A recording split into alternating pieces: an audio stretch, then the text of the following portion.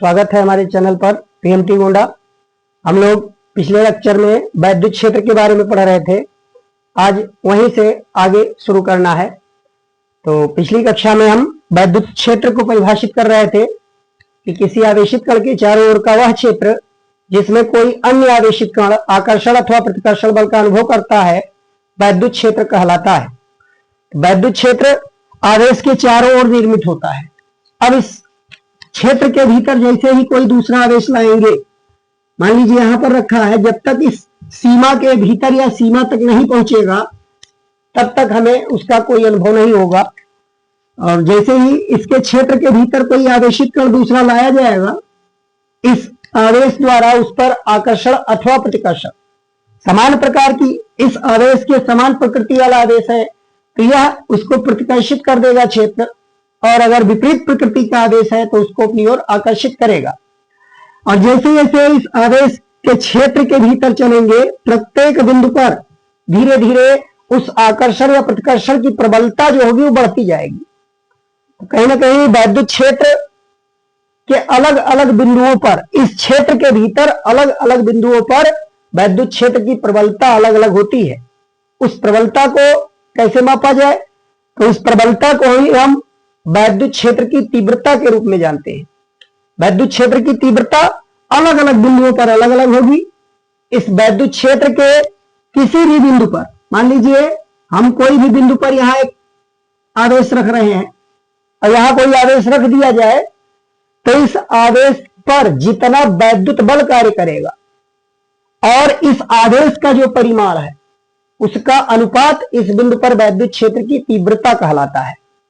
तो वैद्युत क्षेत्र की तीव्रता, कोई आवेशित कण Q ले लिया जाए, मान लीजिए Q आवेशित कण है और इस जिस आवेश का एक क्षेत्र निर्मित है उस आवेश को हम Q डैश से लिख दें। तो Q डैश का एक क्षेत्र है, इसके भीतर हमने एक आवेशित कण Q रखा है किसी बिंदु A पर। ये बिंदु A है, इस बिंदु A पर हमने एक आवेशित कण Q रख दिया तो इस आवेशित कण पर एक बल कार्य करेगा। इस बल और इस आवेश के अनुपात को उस बिंदु A पर वैद्युत क्षेत्र की तीव्रता कहा जाएगा। वैद्युत क्षेत्र की तीव्रता कहलाएगा। या इसकी परिभाषा दे सकते हैं कि कोई किसी आवेश के चारों ओर क्षेत्र के भीतर किसी बिंदु पर एकांक धन परीक्षण आवेश को रखने पर जितना उस पर बल लागू होता है, जितना बल उस पर कार्य करता है, वही उस बिंदु पर वैद्युत क्षेत्र की तीव्रता कहलाती है। अब इसमें परीक्षण आवेश शब्द आया। परीक्षण आवेश क्या होता है? तो परीक्षण आवेश एक अति सूक्ष्म आवेश होता है जिसका स्वयं का कोई अस्तित्व नहीं होता, लेकिन वह दूसरे आवेश के द्वारा आरोपित बल का अनुभव कर सकता है। अगर कोई दूसरा आवेश वहां मौजूद है, वो बल लगा रहा है उस बिंदु पर, उसके क्षेत्र का प्रभाव पड़ रहा है, तो परीक्षण आवेश उसका अनुभव कर सकता है, लेकिन स्वयं किसी आवेश पर कोई प्रभाव नहीं डाल सकता।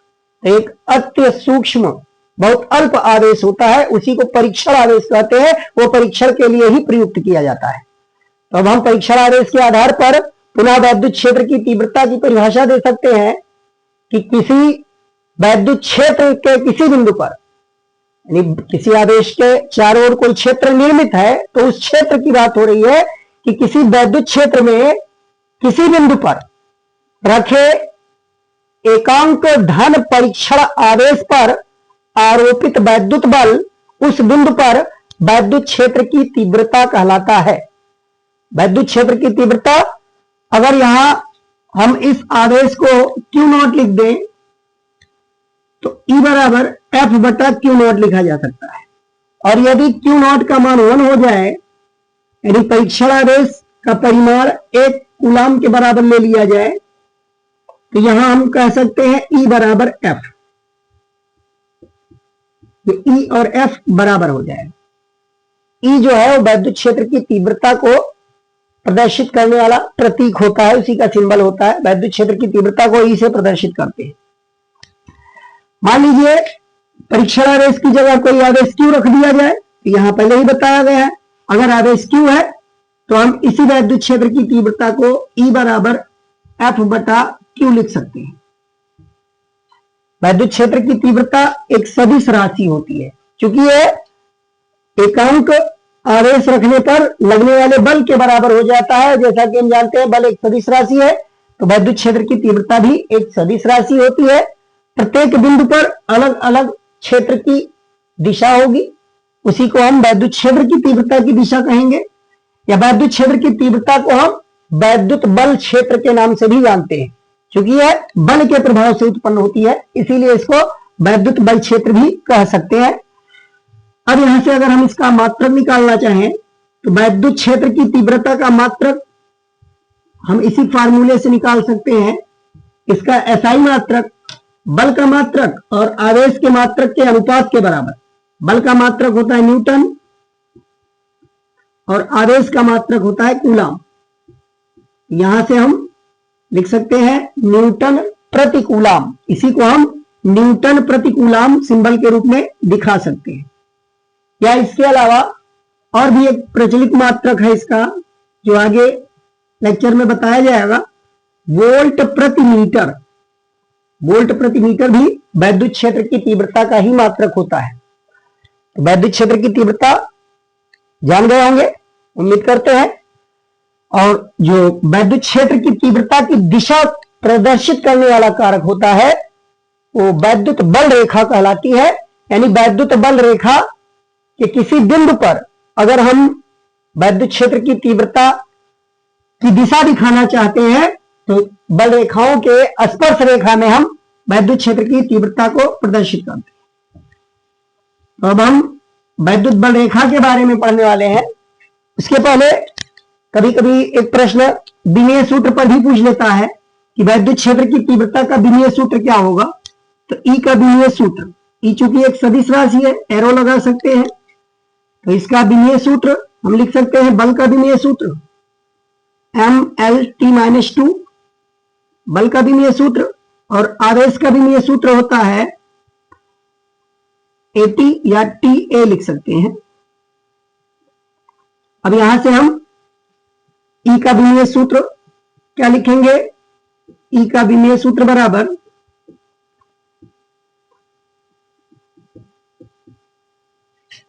सिंप्लीफाई करेंगे, इस T को ऊपर ले जाएंगे तो ये हो जाएगा mLT-3A-1।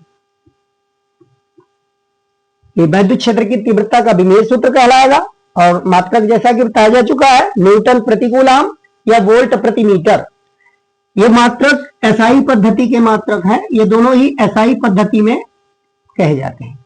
अगर हम एमकेएस पद्धति की बात करें तो एमकेएस पद्धति के मात्रक को यहाँ एमकेएसए, चूंकि इसमें एम्पियर भी शामिल है, तो एमकेएसए पद्धति में इसका मात्रक अगर कहा जाए तो हम विमीय सूत्र के आधार पर लिख सकते हैं किलोग्राम मीटर सेकंड -3 और एम्पियर -1।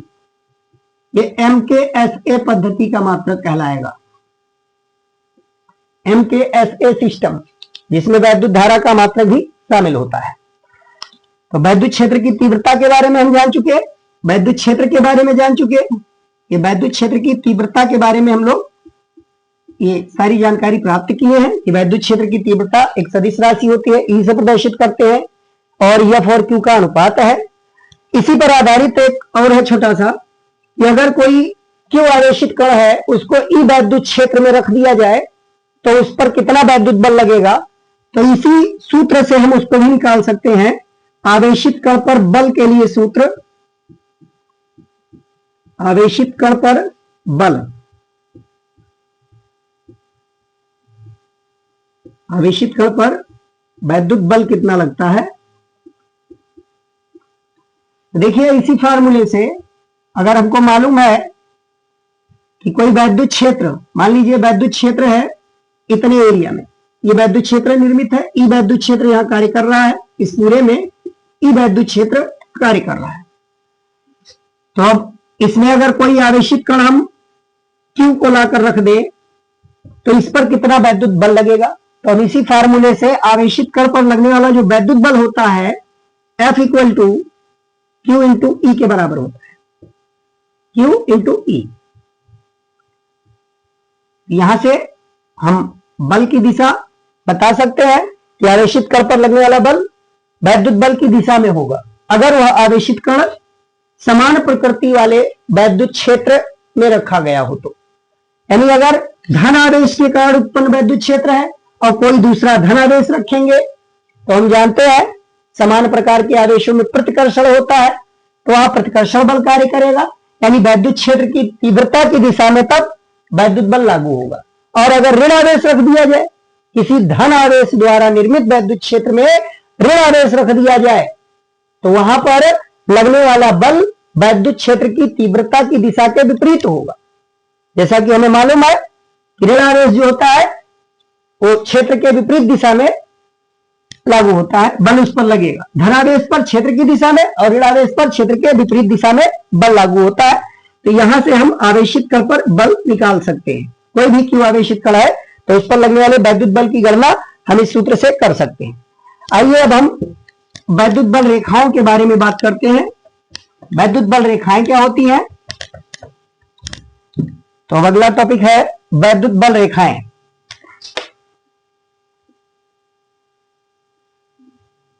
वैद्युत बल रेखाएं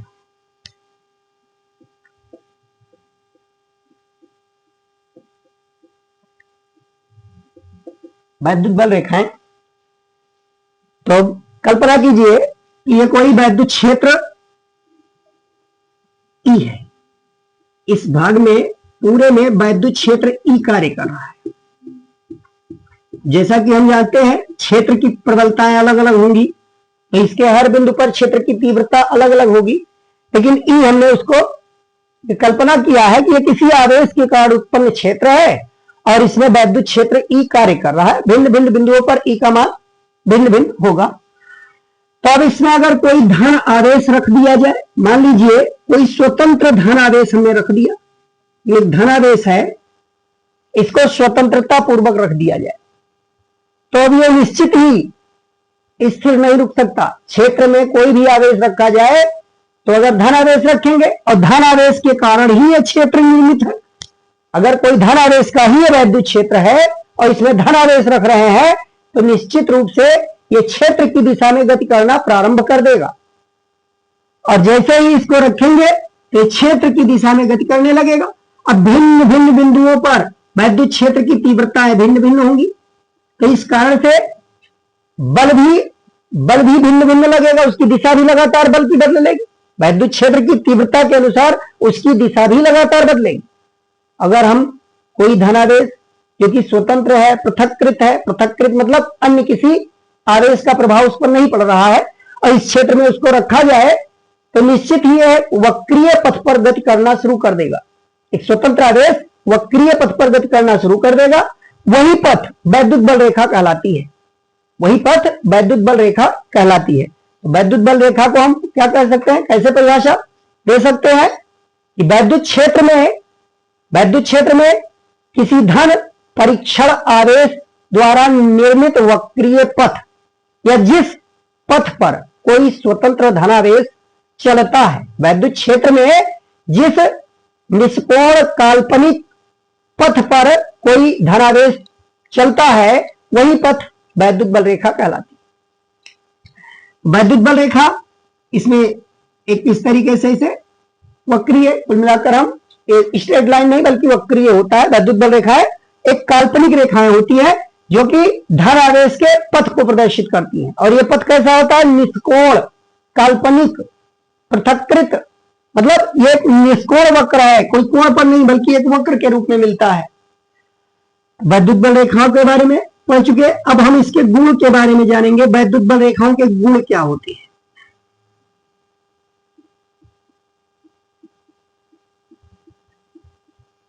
वैद्युत बल रेखाओं के गुण, इसमें पहला गुण है कि वैद्युत बल रेखा जो होती है वो धन आवेश और ऋण आवेश दोनों के कारण होती है, लेकिन दिशाएं दोनों में भिन्न होती है। धन आवेश में वैद्युत बल रेखा की दिशा ये पृष्ठ के लंबवत, कोई कण है उस कण के पृष्ठ के लंबवत बाहर की ओर दिखाई जाती है। इस तरीके से त्रिज्य रूप में निकलती है, मतलब इस दिशा में होगा। अगर कोई गोला है, आवेशित है, तो वैद्युत बल रेखाएं त्रिज्यीय रूप में, मतलब ऐसा आभास होगा कि जैसे सारी रेखाएं उसके केंद्र से निकल रही हैं। तो केंद्र से निकलेंगी तो पूरे पृष्ठ पर हर जगह वो लंबवत ही दिखाई देंगी।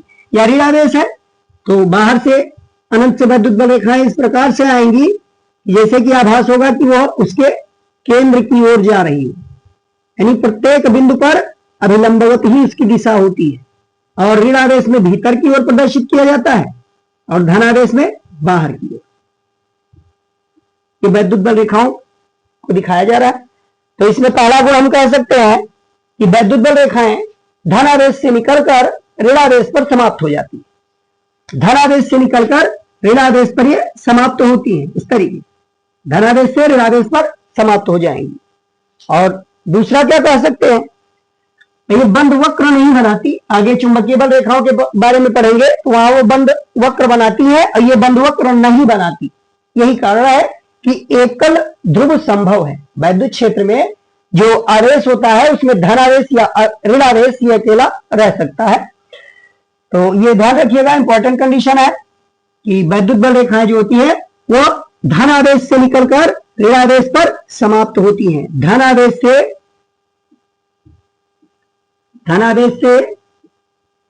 निकलकर ऋणावेश पर समाप्त होती हैं। धनावेश से निकलकर ऋणावेश पर समाप्त होती है।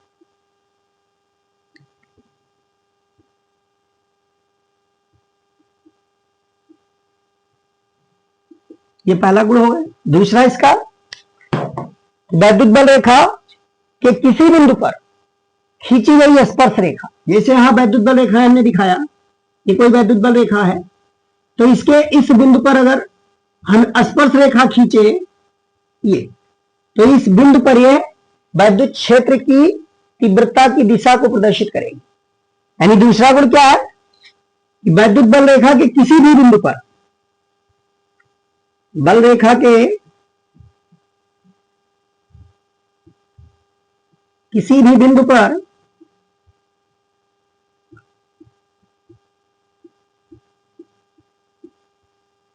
खींची गई स्पर्श रेखा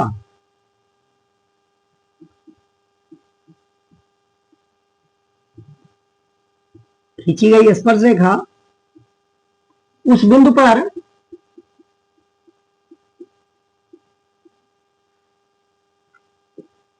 वैद्युत क्षेत्र की दिशा को प्रदर्शित करती है।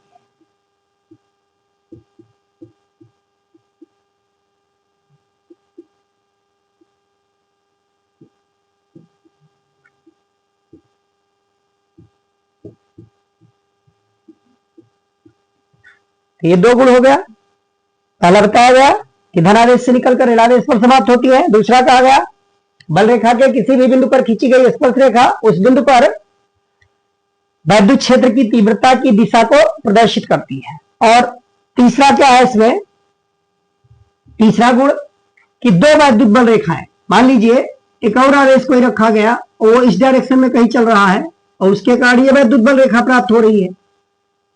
तो अगर इस तरीके से दिखा दिया जाए तो यहां दोनों रेखाएं एक बिंदु पर काटती हुई नजर आ रही हैं, जो कि एक गलत है। पूर्णतः ऐसी बल रेखा नहीं हो सकती। तो तीसरा इसका जो गुण है उसमें यही बताया जाएगा कि दो वैद्युत बल रेखाएं एक दूसरे को कभी नहीं काटती, क्योंकि अगर काट देंगी, अगर ऐसा हमने मान लीजिए दिखा दिया, तो अब इस बिंदु पर इस रेखा के अनुरूप अगर खींचा जाए, इस बिंदु पर इस रेखा के अनुरूप खींचा जाए स्पर्श रेखा, तो इसकी डायरेक्शन ही हो जाएगी। और इस ऊपर वाली जो यहाँ बल रेखा दिखाई गई है, इसके अनुरूप अगर स्पर्श रेखा खींचे तो इसकी स्पर्श रेखा की दिशा ये होगी। अब एक ही बिंदु पर दो दो वैद्युत क्षेत्र की तीव्रता की दिशा ये संभव नहीं है। यह इस तथ्य को गलत साबित कर रहा है। इसीलिए यह कहा जाता है कि दो वैद्युत बल रेखाएं एक दूसरे को कभी नहीं काटती। दो वैद्युत बल रेखाएं एक दूसरे को नहीं काट सकती। यह इसका तीसरा गुण है।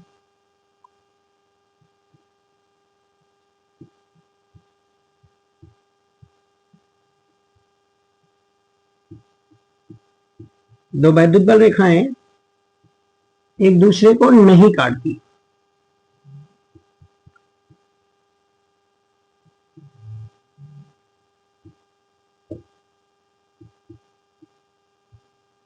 नहीं करती। और चौथा गुण क्या जान सकते हैं, जैसा कि हम लोग देख चुके हैं कि विपरीत प्रकार के आवेशों में आकर्षण होता है। तो आकर्षण कैसे होता है, ये विपरीत प्रकार का आवेश है।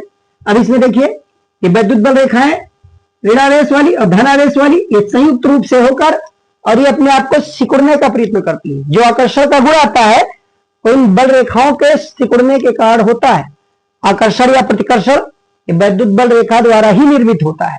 अगर यह समान प्रकार की आवेशों द्वारा होती तो ये एक दूसरे को रिपेल करती, कभी काटती नहीं। और यहाँ क्या है, विपरीत प्रकार के आवेश है, तो ये वैद्युत बल रेखाएं से निकलेंगी और एक दूसरे को ज्वाइन करेंगी और फिर लंबाई में सिकुड़ेंगी, यानी अनुदैर्ध्य स्थिति में हो अपने आप में सिकुड़ने का प्रयत्न करेगी। तो इस आधार पर हम चौथा गुण बता सकते हैं कि वैद्युत बल रेखाएं जो होती है वह एक लचकदार डोरी की तरह होती है जो अनुदैर्ध्य दिशा में अपने आप को सिकोड़ने का प्रयत्न करती है, यानी सिकुड़ सकती है। जो कि यहाँ विपरीत प्रकार के आवेशों में आकर्षण होता है वो इसी गुण के कारण होता है। वैद्युत बल रेखाएं एक लचकदार डोरी के समान होती हैं, भारहीन होती है, लचकदार होती है डोरी की तरह, जो लंबाई के अनुदैर्ध्य रूप में सिकुड़ सकती हैं। यह एक पांचवा विशेषता है, इसका पांचवा गुण, पांचवा कह सकते हैं, ये पार्श्व दिशा में फैलती है। मतलब अगर समान प्रकार के आवेश हैं तो उनकी बल रेखाएं एक दूसरे को नजदीक आते आते एक दूसरे से क्या हो जाएंगी, अलग होने का प्रयत्न करेंगी। इधर दिखा सकते हैं, पार्श्व दिशा में फैल जाती है। ये कोई धनावेश है, ये भी धनावेश है, इसके कारण वैद्युत बल रेखा ये निकल रही है, इसके कारण, अब इसके कारण इधर आ रही है तो काट नहीं सकती, यहीं से ये एक दूसरे को प्रतिकर्षित कर देगी, ये इधर मुड़ जाएगी, ये इधर मुड़। अब इधर से कोई बल रेखा आ रही है और एक बल रेखा इधर से निकल रही है। अब ये दोनों बल रेखाएं जैसे ही इधर से आ रही है, मान लीजिए, अब यहाँ एक दूसरे के नजदीक आते आते पार्श्व दिशा में ये रिपेल कर जाएंगी, इस तरीके से फैल जाएंगी। सामने से इधर आ रही है, ये इधर सामने से आ रही है, तो ये काट नहीं सकती, न एक दूसरे को ज्वाइन करेंगी, ये मुड़ जाएंगी इस तरीके से, ये एक दूसरे को काट भी नहीं सकती। तो इस तरीके से ये प्रतिकर्षण उत्पन्न कर देती है, यानी वैद्युत बल रेखाएं पार्श्व दिशा में फैलती है और अनुदैर्ध्य दिशा में सिकुड़ती है। यह भी गुण वैद्युत बल रेखाओं का महत्वपूर्ण है। अब हम आगे वैद्युत क्षेत्र की तीव्रता पढ़ रहे थे, वैद्युत बल रेखाओं के बारे में पढ़ा गया, उनके गुणों का अध्ययन किया गया। अब इसमें आगे हम पढ़ेंगे किसी बिंदु पर या बिंदु आवेश के कारण वैद्युत क्षेत्र की तीव्रता क्या होती है। देखिए, बिंदु आवेश के कारण, बिंदु आवेश के कारण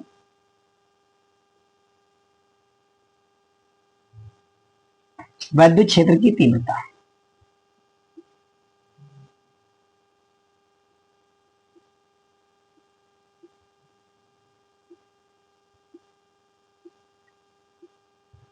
बिंदु आवेश के कारण वैद्युत क्षेत्र की तीव्रता। बिंदु आवेश के बारे में बताया जा चुका है कि बिंदु आवेश वह आवेश होता है जिसका दूरी की तुलना में आकार बहुत छोटा हो।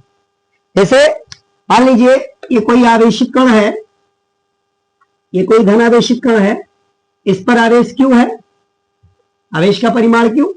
अब इस आवेश से r दूरी पर, इस आवेश से r दूरी पर एक बिंदु P स्थित है और इस बिंदु P पर हमें वैद्युत क्षेत्र की तीव्रता बतानी है। तो यहां से दूरी इसकी r, अगर इस आवेशित कण के आकार से यह दूरी बहुत ज्यादा हो तो इस आवेशित कण को हम बिंदु आवेश मान सकते हैं। बिंदु आवेश क्या होता है कि दूरी के सापेक्ष अगर उसका साइज कम है, अल्प है, छोटा है, तो उसको हम बिंदु आवेश कह सकते हैं। यहां एक आवेशित कण है क्यों, और इसके कारण r दूरी पर एक बिंदु P स्थित है, वहां हमें वैद्युत क्षेत्र की तीव्रता ज्ञात करनी है। तो कैसे ज्ञात करेंगे, तो देखिए अब हम यहाँ एक परीक्षण आवेश की कल्पना कर सकते हैं। मान लीजिए इस बिंदु P पर एक परीक्षण आवेश Q नॉट रखा हुआ है। हम इस बिंदु P पर एक परीक्षण आवेश Q नॉट की कल्पना करेंगे और इस आवेश Q के कारण परीक्षण आवेश Q नॉट पर लगने वाले वैद्युत बल को ज्ञात करेंगे। तो देखिए, दो आवेशित कणों के बीच बल कूलाम के नियम से ज्ञात किया जा सकता है। तो यहां कूलाम का नियम लागू होगा।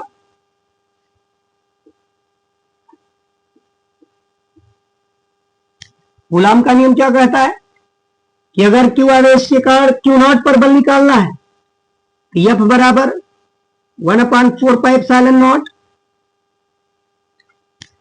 Q इंटू Q नॉट बटा R स्क्वायर के बराबर होगा। एक चीज ध्यान रखिएगा, यहां एप्सिलॉन नॉट लिखा गया है, तो ये निश्चित ही यह पूरा जो सिस्टम लिया जा रहा है निर्वात अथवा वायु में लिया गया है। ये निर्वात अथवा वायु में कोई बिंदु आवेश है वो स्थित है और इससे r दूरी पर एक बिंदु P है जहां हमें वैद्युत क्षेत्र की तीव्रता निकालना है। तो इस पूरे माध्यम की बात हो रही है कि जिस माध्यम में आवेश रखा हुआ है इस माध्यम का परावैद्युतांक 1, मतलब ये निर्वात अथवा वायु है। निर्वात या वायु के लिए परावैद्युतांक 1 बताया जा चुका है। धातुओं का परावैद्युतांक अनंत होता है और अन्य कोई भी पदार्थ हो, माध्यम हो, तो उनका परावैद्युतांक निर्वात और धातुओं के मध्य यानी 1 और अनंत के बीच आता है। तो यहां देखिए, इसके कारण लगने वाला बल इतना हो गया। अब इस बिंदु पर वैद्युत क्षेत्र की तीव्रता हमें निकालनी है। तो वैद्युत क्षेत्र की तीव्रता फार्मूला पढ़ चुके हो।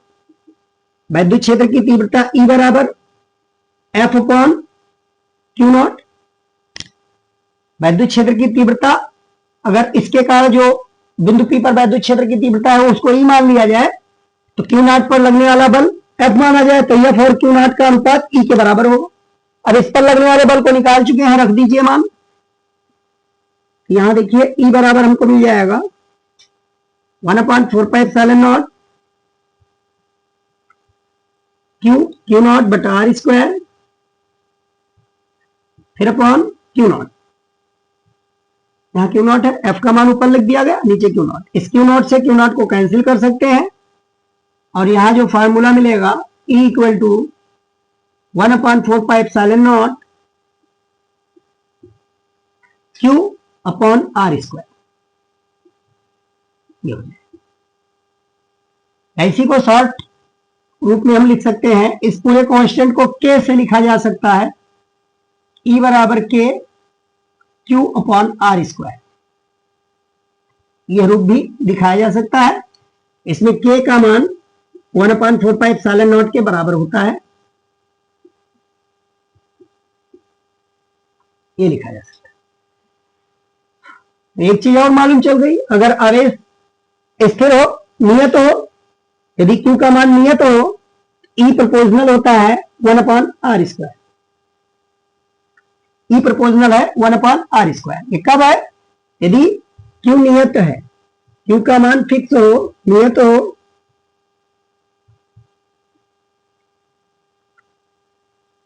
Q अगर नियत है तो E 1/R स्क्वायर के अनुक्रमानुपाती होगा। तो यहां से हम E और R के बीच ग्राफ खींचे तो ग्राफ कुछ इस तरीके से प्राप्त होगा। ये वैद्युत क्षेत्र की तीव्रता और ये दूरी R, इस पर E दिखाया गया। इसका ग्राफ कुछ इस तरीके से ये मिलेगा। E और R के बीच ये ग्राफ मिल रहा है। बिंदु आवेश के कारण हम वैद्युत क्षेत्र की तीव्रता पढ़ चुके। अब आज एक और टॉपिक पढ़ना चाहते हैं। देखिए, जो कि आगे अगले पाठ में उसकी जरूरत पड़ेगी, सतत आवेश वितरण।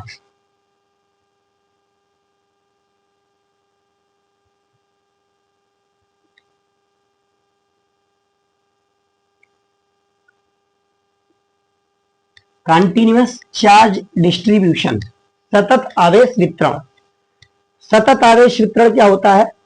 मतलब कोई वस्तु पर आवेश एक समान रूप से, किसी वस्तु पर एक समान रूप से आवेश फैल जाए तो वह सतत आवेश वितरण कहलाता है। यानी आवेश का वितरण एक समान रूप से पूरे वस्तु पर हो।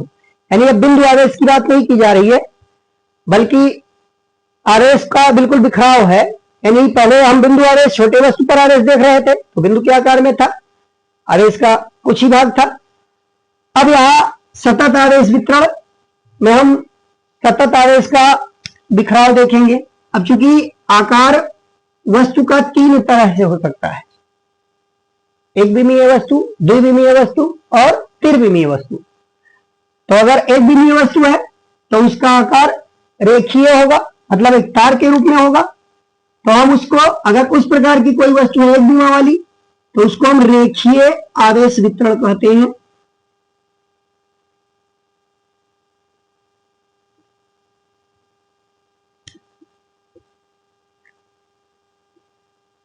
रेखीय आवेश वितरण, जैसे मान लीजिए कोई तार है इस रूप में ये, और इसको कोई आवेश क्यों दे दिया जाए, तो ये तार है, चालक है, तो पूरे तार में एक समान रूप से आवेश का वितरण हो जाएगा।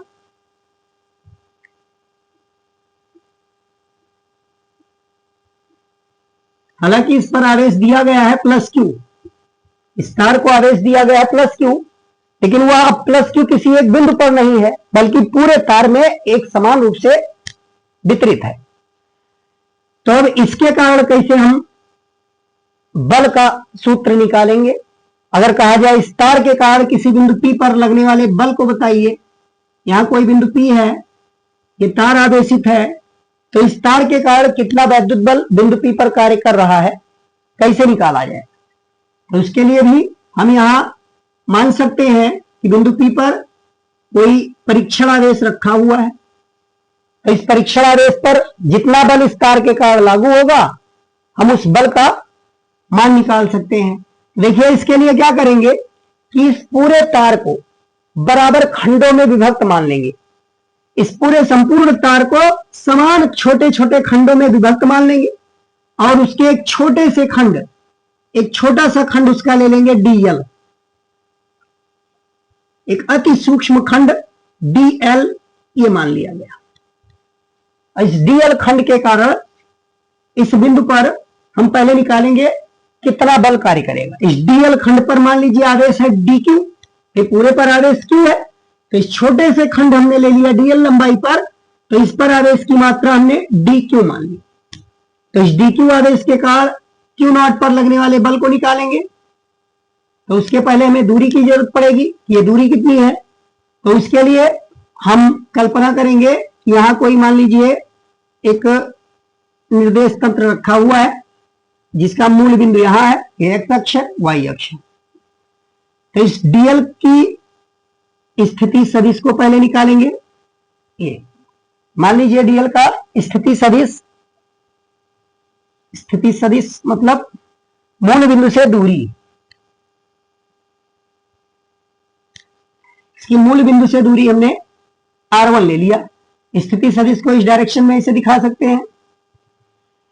और बिंदु P का स्थिति सदिश, तो बिंदु P के स्थिति सदिश को हमने ले लिया R2, ये R2 हो गया। तो निश्चित ही इस DQ आवेश से बिंदु P की जो स्थिति सदिश होगी वो हम लिख सकते हैं इस डायरेक्शन में R1 और R2 का अंतर, या इधर से तीर इधर लगाया गया है, तो इसको हम R2 माइनस R1 कह सकते हैं। R2 माइनस R1, या इस वेक्टर को हमने वेक्टर R मान लिया, वेक्टर R मान लिया इसको। अब देखिए इस DQ आवेश के कारण Q0 पर लगने वाला बल किधर होगा। DQ आवेश ये दोनों ही धनावेशित है, मान लीजिए इस डायरेक्शन में बल कार्य कर रहा है, तो छोटा सा आवेश है तो एक सूक्ष्म बल DF कार्य करेगा। उस DF का मान क्या होगा, DF निकाल लीजिए कूलाम के नियम से। तो कूलाम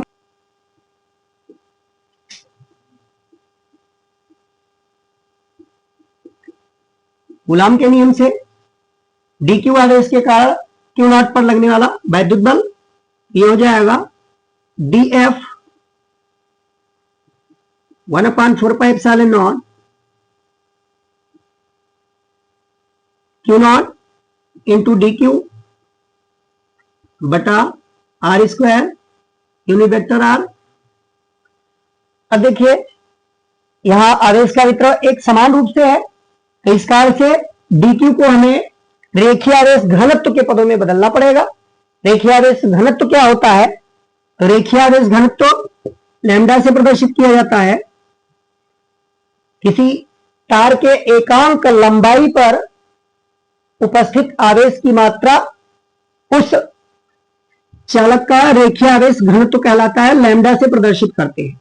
लैम्डा बराबर, मान लीजिए पूरे चालक तार पर आवेश क्यू है, पूरे चालक तार पर आवेश क्यू है और उसकी लंबाई एल है, तो क्यू बटा एल के बराबर होगा। या इसी का अगर कोई छोटा सा पार्ट ले रहे हैं डी क्यू और उसकी लंबाई डीएल है, तो डी क्यू बटा डीएल के भी बराबर कहा जा सकता है। यानी प्रत्येक आवेश के प्रत्येक खंड के कारण जो रेखीय आवेश घनत्व है वो समान होगा, प्रत्येक खंड का घनत्व समान होगा। आवेश का वितरण जरूर यहां पूरे में अलग अलग लिया गया है, मतलब समान रूप से आवेश का वितरण छोटे छोटे खंडों में माना गया है, तो वहां आवेश का घनत्व हम एक समान ले सकते हैं, लैम्डा बराबर डी क्यू बटा डीएल। यहां से अगर डी क्यू निकाला जाए तो डी क्यू बराबर आ जाएगा लैम्डा इंटू डीएल। अब इसमें हम डी क्यू की जगह पर लैम्डा डीएल रख सकते हैं। D F equal to 1/4πε0 Q naught into lambda DL बटा are square into unit vector R. अब संपूर्ण तार के कारण हमें निकालना है संपूर्ण तार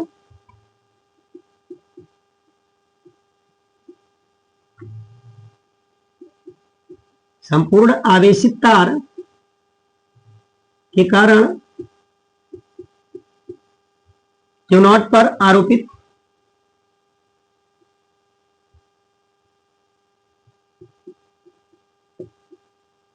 वैद्युत बल।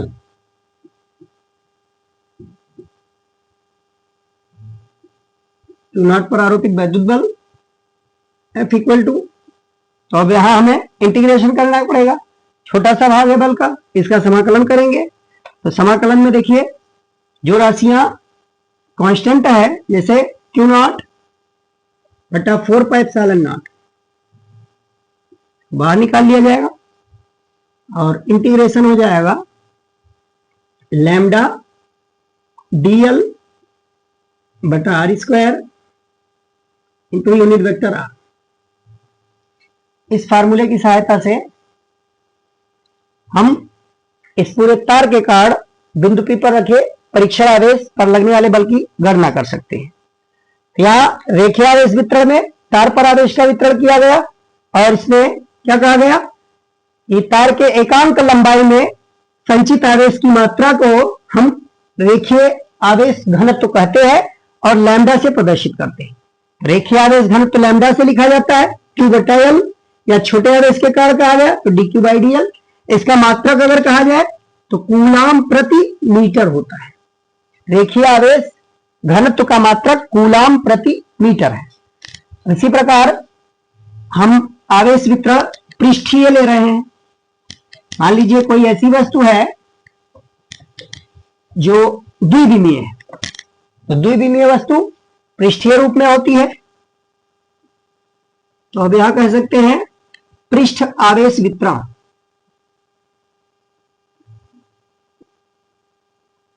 पृष्ठ आवेश वितरण इसके लिए अब हम कोई इस प्रकार से पृष्ठ की कल्पना करें।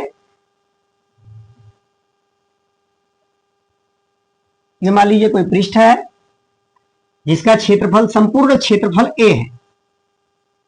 इसका संपूर्ण क्षेत्रफल हमने A मान लिया। अब इसके कारण ये पूरी तरीके से हमने इसको प्लस क्यू कूलाम का आवेश दिया, तो वह आवेश पूरे क्षेत्रफल में एक समान रूप से वितरित होगा।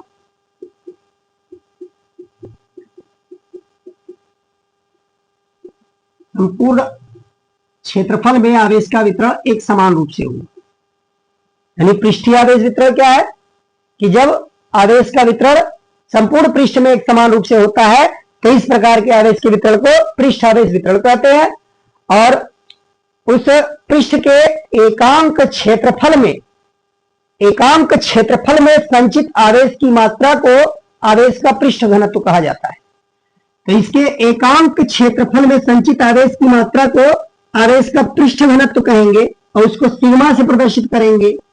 अब सिग्मा बराबर क्या लिख सकते हैं, तो अगर हम पूरे आवेश, इस पूरे पृष्ठ के आवेश Q को देखें तो Q को अगर A से भाग करेंगे तो वो भी पृष्ठ के घनत्व को प्रदर्शित करेगा। या अगर छोटा आवेश ले रहे हैं dQ तो छोटा एरिया लेना पड़ेगा d।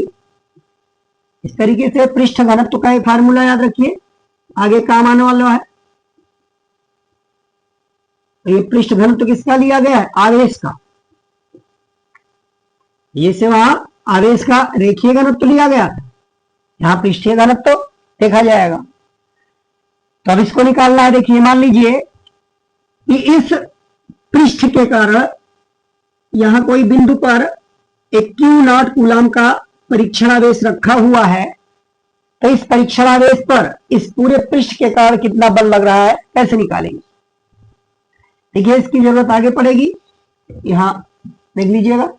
अब हम कल्पना करेंगे इस पूरे क्षेत्रफल को समान छोटे छोटे खंडों में विभक्त मान लेंगे। तो यहाँ छोटे छोटे खंडों में इसको विभक्त माना जा सकता है और उसी का एक खंड हम ले रहे हैं कोई, ये मान लीजिए एक छोटा सा खंड हमने ले लिया जिसके क्षेत्रफल को हमने dA लिख दिया। इस खंड के क्षेत्रफल को हमने लिख दिया dA और इसमें आवेश की मात्रा मान लीजिए dQ है। dQ आवेश इस सूक्ष्म खंड में है, तो इस सूक्ष्म खंड का पहले स्थिति सदिश निकालना पड़ेगा। ये मूल बिंदु O से इस सूक्ष्म खंड की दूरी यानी स्थिति सदिश यहां से निकाल लेंगे और इस बिंदु की स्थिति सदिश निकालेंगे। इसका हमने मान लिया R1 और इसका स्थिति सदिश R2, इसको बिंदु P कहा गया। अब इसकी दूरी निकाल लीजिए, ये इस स्थिति सदिश को हमने R मान लिया और R बराबर यहां से लिख सकते हैं R2 माइनस R1।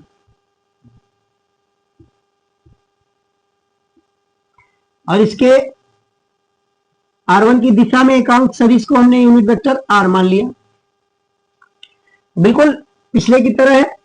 देखिए आप कूलाम का नियम लागू करिए।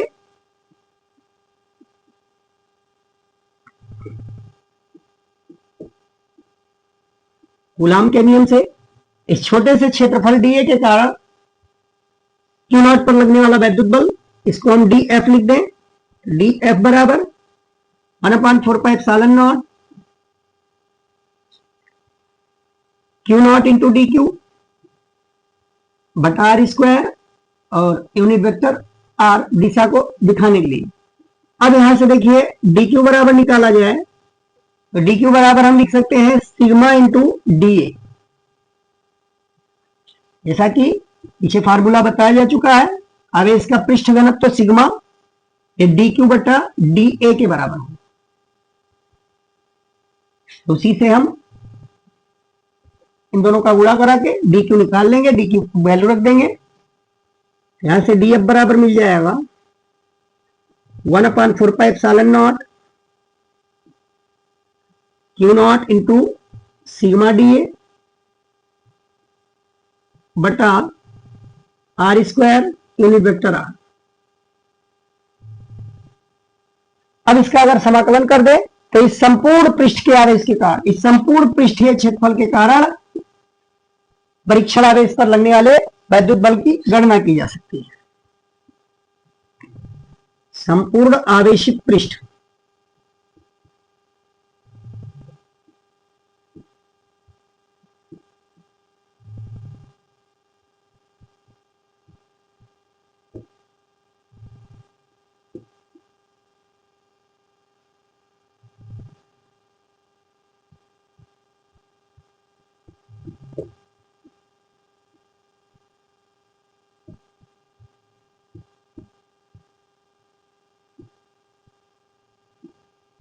F इक्वल टू इंटीग्रेशन कर देंगे, Q0 बटा 4πε0 बाहर कर लीजिए और यहां जो इंटीग्रेशन होगा, अब की बारी है द्विविमीय वस्तु है, तो द्विविमीय वस्तु के समाकलन को करने के लिए हमें यहां क्षेत्रीय समाकलन की जरूरत पड़ेगी। अब यहां क्षेत्रीय समाकलन चाहे सिंगल की जगह पे भी डबल समाकलन का चिन्ह, एक लंबाई के अनुदिश एक चौड़ाई के अनुदिश डबल हो जाएगा। या इसी को अगर डबल नहीं करना है, यहाँ सरफेस इंटीग्रल, ये सरफेस इंटीग्रल के लिए एस लगा देते हैं, ये सिंगल लगा के एस लिख दिया गया, तो यह सरफेस इंटीग्रल को प्रदर्शित करता है। तो अब यहां देखिए बचेगा क्या, सिग्मा डी ए बटा are square into unit vector r. इस फार्मूले की सहायता से इस पृष्ठ पर जो आवेश है इसके कारण क्यू नॉट पर लगने वाले बल की गणना की जा सकती है। तो सतत आवेश वितरण बड़े वस्तुओं के लिए होता है, बिंदु आवेश के लिए पीछे पड़ चुके हैं, और अगर कोई बड़ी वस्तु है बड़े आकार की तो इसी फार्मूले से हम लगने वाले बल की गणना करेंगे। अब एक तीसरा बचा है आयतन आवेश वितरण।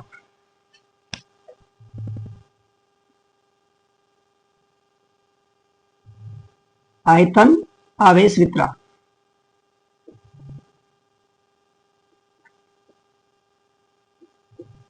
मतलब अब की बार हम कोई ऐसी वस्तु ले रहे हैं जिसमें 3 विमाएं हो, लंबाई चौड़ाई मोटाई 3 विमा वाली 3D की वस्तु है, त्रिविमीय वस्तु, जैसे कोई गोला है या कोई बेलन है उस रूप में है, और उसको कोई आवेश क्यू दे दिया गया, तो संपूर्ण आवेश क्यू आवेश संपूर्ण गोले में एक समान रूप से वितरित हो जाएगा। तो अब यहां पृष्ठ की जगह पर अब हम एक गोला ले रहे हैं, इस गोले को मान लीजिए प्लस क्यू कूलाम का आवेश दिया गया, तो वह आवेश संपूर्ण गोले में एक समान रूप से वितरित हो जाएगा। अब इस गोले के कारण किसी बिंदु P पर रखा हुआ है क्यू नॉट कूलाम का परीक्षण आवेश, तो इस गोले के आवेश के कारण इस पर कितना विद्युत बल लग रहा है इसकी गणना भी हम कर सकते हैं। मूल बिंदु है, इसका एक सूक्ष्म खंड ले लिया गया, मान लिया जाए ये छोटे छोटे खंडों में, इसको समान खंडों में विभक्त माना जा सकता है, और एक छोटे से खंड को हमने मान लिया कि संपूर्ण आयतन में आवेश प्लस की एक समान रूप से वितरित है, और उसी को हमने डी क्यू आवेश मान लिया, डी क्यू, और इसके आयतन को डी वी मान लिया। पूरे पृष्ठ का आयतन V है, और यहां उसका एक छोटा सा खंड ले लिया जिसका आयतन dv है। तो इस dv आयतन के कारण यहां पर पहले बल की गणना की जाएगी। मान लीजिए यहां से इस पर जो बल लग रहा है वो df है, df। तो इस df को पहले निकाल सकते हैं, उसके पहले यहां हम इसका स्थिति सदिश जैसे कि पीछे देख चुके हो, और इस बिंदु का स्थिति सदिश इसको r1 मान लिया गया, इसको r2, और यहां स्थिति सदिश इसका r मान लिया जाए, r बराबर हम लिख सकते हैं r2 माइनस r1, और इसकी दिशा का हमने दिखाने के लिए यूनिट वेक्टर r ले लिया जो इसकी दिशा को प्रदर्शित करता है। यहां भी कूलाम का नियम प्रयोग करके हम निकालेंगे। कूलाम के नियम से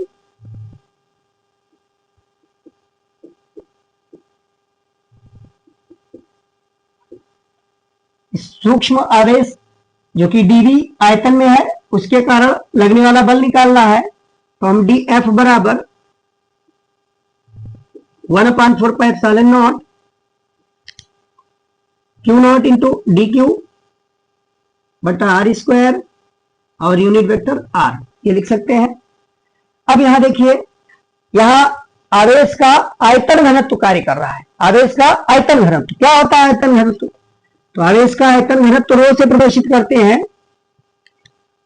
किसी गोले अथवा बेलन पर जो आवेश क्यू है वो पूरे आयतन में समान रूप से वितरित है, तो हम कह सकते हैं कि वस्तु के एकांक आयतन में स्थित आवेश की मात्रा, किसी वस्तु के एकांक आयतन में स्थित आवेश की मात्रा को हम आवेश का आयतन घनत्व कहते हैं। आयतन घनत्व को रो से प्रदर्शित करते हैं, और अगर इस पूरे गोले पर प्लस क्यू कूलाम का आवेश है, संपूर्ण आयतन में वितरित है, तो क्यू बटा बी कह सकते हैं। या इसके छोटे से खंड के कारण, तो छोटे से खंड में आवेश डी क्यू है और उसका आयतन डी बी है, तो हम यहां आवेश का आयतन घनत्व डी क्यू बटा डी बी से प्रदर्शित कर सकते हैं।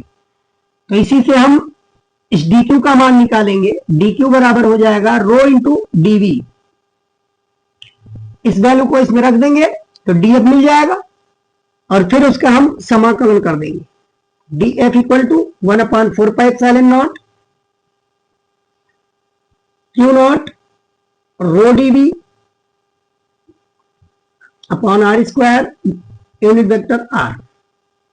अब हम संपूर्ण गोले के कारण निकालना चाहते हैं, अतः संपूर्ण आवेशित गोले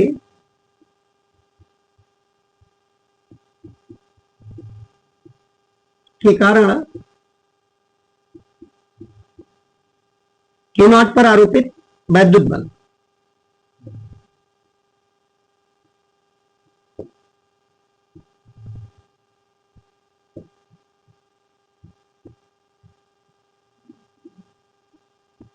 Q नॉट पर आरोपित वैद्युत बल निकालेंगे।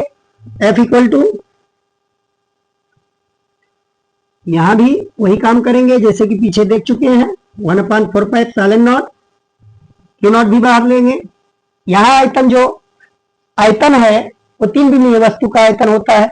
यहां समाकलन या तो तीन समाकलन चिन्ह बनाए या हम वॉल्यूम इंटीग्रल को b से प्रदर्शित कर देंगे। इस समाकलन के चिन्ह के नीचे एक b लगा देंगे जो कि ये प्रदर्शित करता है कि यहां आयतन का समाकलन किया जा रहा है।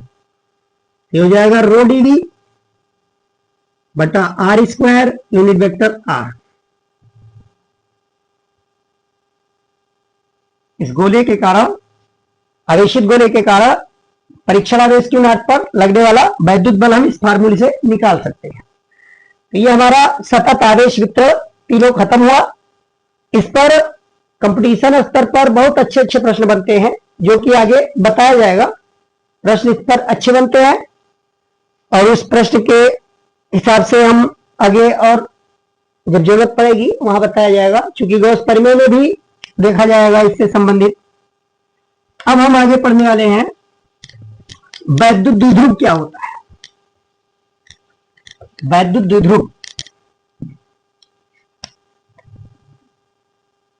वैद्युत द्विध्रुव जिसको कि इलेक्ट्रिक डाइपोल के नाम से जानते हैं। वैद्युत द्विध्रुव, इलेक्ट्रिक डाइपोल। क्या है वैद्युत द्विध्रुव? ये दो आवेशों का एक समायोजन होता है। वैद्युत द्विध्रुव एक ऐसा निकाय है जिसमें दो बराबर किंतु विपरीत प्रकार के आवेश अल्प दूरी पर स्थित होते हैं। वैद्युत द्विध्रुव एक ऐसा समायोजन है जिसमें दो बराबर किंतु विपरीत प्रकार के आवेश, विपरीत प्रकार मतलब विपरीत प्रकृति की आवेश, एक आवेश -q है और दूसरा है +q कूलाम आवेश, और इन दोनों के बीच की दूरी अगर अल्प हो तो यह वैद्युत द्विध्रुव का निर्माण करते हैं। और वैद्युत द्विध्रुव का मध्य बिंदु जो होगा, मध्य बिंदु, उसको O से लिखेंगे। मध्य बिंदु O का मतलब कि जहां दोनों आवेशों का प्रभाव, इन दोनों आवेशों का प्रभाव समान रूप से कार्य कर रहा हो। तो मध्य बिंदु O से दोनों आवेशों के बीच की दूरी को हम L से प्रदर्शित करते हैं। यहां भी L लिख दिया गया और यहां भी L, यानी +q और -q दोनों ही मध्य बिंदु से समान दूरी पर है, L दूरी पर। अब अगर दोनों आवेशों के बीच की दूरी कही जाए तो L + L मिलके 2L हो जाएगा। तो यह वैद्युत द्विध्रुव है। वैद्युत द्विध्रुव एक ऐसा निकाय है जिसमें दो बराबर किंतु विपरीत प्रकार के आवेश अल्प दूरी पर स्थित होते हैं, वैद्युत द्विध्रुव कहलाते हैं। वैद्युत द्विध्रुव का उदाहरण दे सकते हैं, जैसे HCl अणु कह दिया जाए। HCl, H पर जितना धनावेश होता है उतना ही Cl पर ऋणावेश होता है, और ये दोनों एक आकर्षण बल से बंधे होते हैं। मतलब यहां भी ये द्विध्रुव का निर्माण कर रहे हैं। या H2O, H2O भी इसका उदाहरण है। इसमें भी हाइड्रोजन आयन और हाइड्रोक्सिल आयन H+ OH- समान रूप से आवेशित होते हैं, अल्प दूरी पर मिलकर एक अणु का निर्माण करते हैं, या अमोनिया अणु कह सकते हैं। यह सब वैद्युत द्विध्रुव के उदाहरण है। अब वैद्युत द्विध्रुव का आघूर्ण क्या होता है? वैद्युत द्विध्रुव आघूर्ण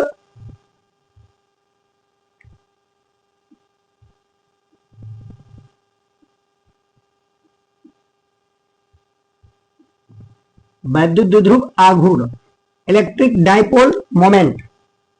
वैद्युत द्विध्रुव आघूर्ण को परिभाषित करेंगे कि वैद्युत द्विध्रुव पर स्थित किसी एक आवेश की मात्रा, वैद्युत द्विध्रुव पर स्थित किसी एक आवेश की मात्रा तथा दोनों आवेशों के बीच की दूरी के गुणनफल को वैद्युत द्विध्रुव आघूर्ण कहते हैं। इसको स्मॉल p से प्रदर्शित करते हैं। वैद्युत द्विध्रुव आघूर्ण क्या है? वैद्युत द्विध्रुव पर स्थित किसी एक आवेश की मात्रा, मात्रा मतलब परिमाण, हमें चिन्ह नहीं लेना है। अब यहां दोनों ही आवेश का परिमाण क्यों है, किसी भी एक आवेश का परिमाण क्यों ले ले, और दोनों आवेशों के बीच की दूरी 2l है, तो इन दोनों का गुणनफल वैद्युत द्विध्रुव आघूर्ण कहलाता है। P बराबर 2ql ये लिखा जा सकता है। P से हम वैद्युत द्विध्रुव आघूर्ण को प्रदर्शित करते हैं। और P जो होता है एक सदिश राशि होती है। वैद्युत द्विध्रुव आघूर्ण एक सदिश राशि होती है। इसकी दिशा सदैव ऋण आवेश से धन आवेश की ओर होती है, ये ध्यान रखेंगे। वैद्युत द्विध्रुव आघूर्ण P की दिशा सदैव ऋण आवेश से धन आवेश की ओर होती है, ऋण आवेश से धन आवेश की ओर।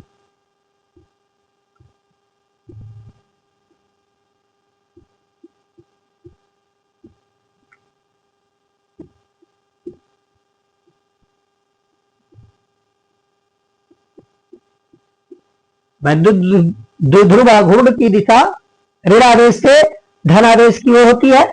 इसका फार्मूला P बराबर 2ql कहिए या P बराबर q इंटू 2l कहिए। तो जैसे वैद्युत द्विध्रुव है, इसी प्रकार से चतुर्ध्रुवी भी होते हैं। चतुर्ध्रुवी क्या होता है कि उसमें दो द्विध्रुव अल्प दूरी पर स्थित होते हैं और उनके द्विध्रुव का आघूर्ण जो होता है वो विपरीत प्रकृति का होता है, यानी उनकी दिशाएं विपरीत होती हैं। जब दो वैद्युत द्विध्रुव जिनके आघूर्ण विपरीत प्रकृति के हों और वह अल्प दूरी पर रखे हों, तब वह समायोजन चतुर्ध्रुवी कहलाता है, वैद्युत चतुर्ध्रुवी।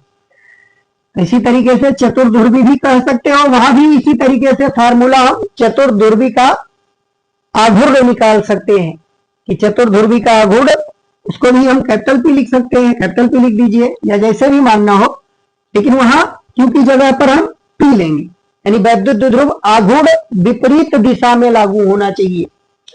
तो यहाँ चूंकि एनसीईआरटी में वैद्युत द्विध्रुव तक ही है, चतुर्ध्रुवी आगे हो सकता है कंपटीशन स्तर में हो, तो इसीलिए थोड़ा सा जिक्र कर दिया गया कि जैसे ही यहाँ दो समान और विपरीत प्रकार के आवेश अल्प दूरी पर स्थित होते हैं तो द्विध्रुव की रचना करते हैं, और चतुर्ध्रुवी में दो वैद्युत द्विध्रुव जब अल्प दूरी पर रखे हों लेकिन उनका आघूर्ण जो विपरीत प्रकृति का हो, एक की दिशा अगर इधर है तो दूसरे की विपरीत हो, अल्प हो, तब वो चतुर्ध्रुवी का निर्माण करते हैं। थोड़ा बहुत आगे बताया जाएगा चतुर्ध्रुवी के गुण। जैसे वैद्युत द्विध्रुव और चतुर्ध्रुवी, इन दोनों में एक घात का अंतर होता है। इससे जुड़े हम प्रश्न जरूर प्रैक्टिस में कराएंगे जो कि कंपटीशन स्तर पर पूछे जाते हैं। तो आज के लिए इतना ही पर्याप्त है।